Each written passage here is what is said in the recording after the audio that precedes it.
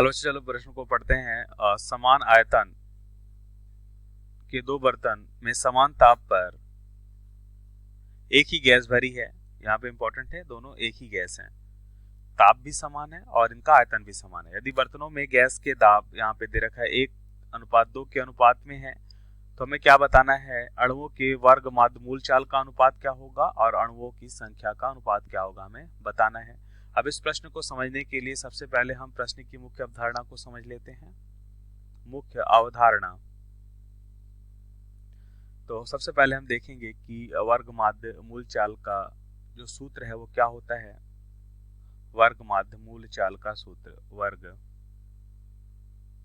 माध्य मूल चाल का सूत्र क्या होता है? वर्ग माध्य मूल चाल का सूत्र होता है, जिसे हम लिखते हैं VRMS से, यह बराबर होता है √3RT/m। m क्या होता है यहाँ पे? अणुभार। r होता है गैस नेतांक। सभी आदर्श गैस के लिए r का मान समान होता है। t यहाँ पे होता है ताप। तो यहाँ पे हम देखेंगे t क्या है? ताप, जो हमेशा किस में होता है? केल्विन में। और m क्या होता है यहाँ पे? m होता है अणुभार। अब अगर समान गैस है तो अणुभार तो समान ही रहेगा। और यहाँ पे R क्या होता है? गैस नेतांक। क्या है ये? गैस नेतांक। और यहाँ पे हम देखते हैं सभी आदर्श गैस के लिए ये समान होता है। और इसके अलावा हम यहाँ पे देखते हैं आदर्श गैस समीकरण। आदर्श गैस समीकरण तो क्या होता है आदर्श गैस समीकरण? तो यहाँ पे हम देखेंगे PV बराबर nRT। यहाँ पे हमने देखा R और T क्या है? R है गैस नेतांक, T है ताप, और N क्या होता है? यहाँ पे मोल होता है, यह मोलों की संख्या होती है। N क्या होती है? मोलों की संख्या। N होगी यहाँ पे मोलों की संख्या। P और V क्रमशः क्या है? दाब और आयतन। तो गैस का दाब और आयतन क्रमशः हम देखते हैं, दाब, गैस का दाब और गैस का आयतन है ये। अब प्रश्नानुसार हम उत्तर को समझ लेते हैं। तो हमें क्या दे रखा है? सबसे पहले हमें दे रखा है कि आयतन और ताप नियत रखते हैं, और दाब का आयतन हमें दे रखा है, दाब का अनुपात हमें दे रखा है। तो आयतन नियत है और ताप भी क्या है? नियत है। तो आयतन और ताप नियत है, और यहाँ पे हम दाब को क्या रखते हैं? दाब का अनुपात हमें दे रखा है P1/P2, मतलब पहली गैस और दूसरी गैस का जो दाब है, इनका जो अनुपात है वो कितना है? 1:2 है। तो ये हमें दिया हुआ है।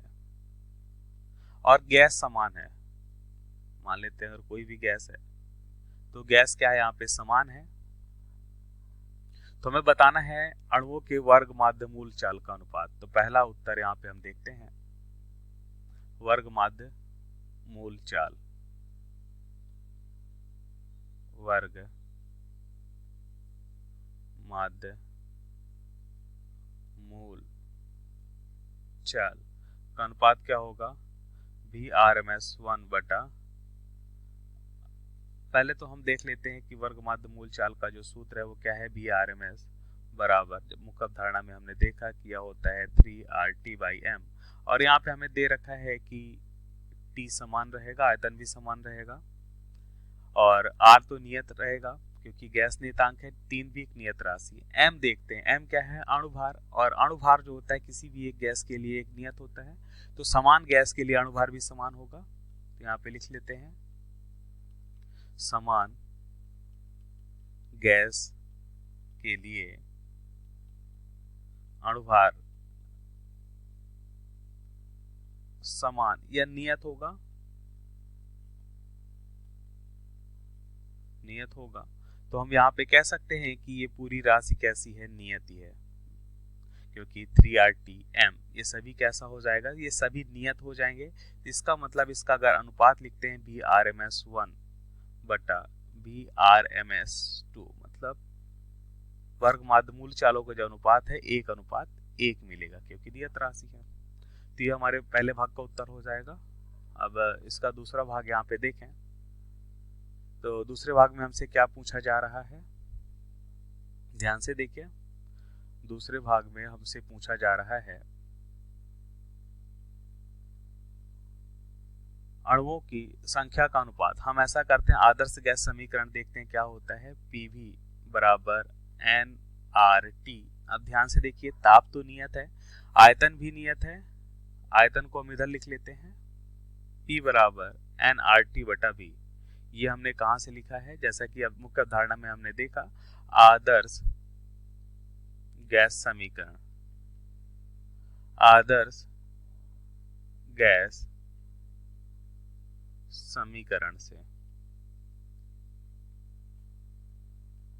हमने देखा R, T और V ये तो नियत हो जाएगा। इसका मतलब P अनुक्रमानुपाती हो जाएगा N के।